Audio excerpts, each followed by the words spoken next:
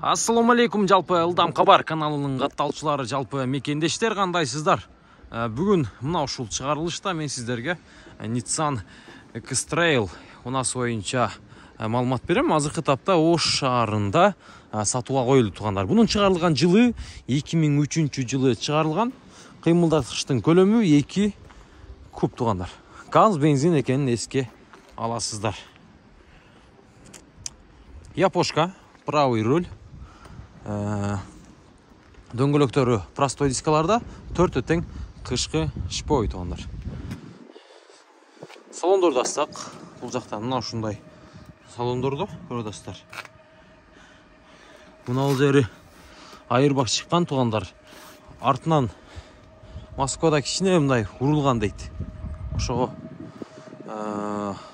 айырбагы жарылып кеткен дейт. Машинаны көрсөңүздөр болот. Кызыккандар.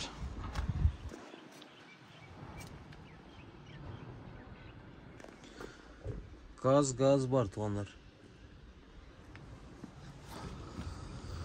Баасын айтайын тугандар. Баасы бунун баасы канча деп ойлойсуздар?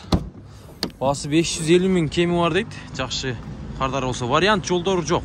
Налич керек. Срочно бир жерди алыш керек деп атат. Газ тугандар. Срочно сатылат тугандар, срочно. Байла барыңыздар.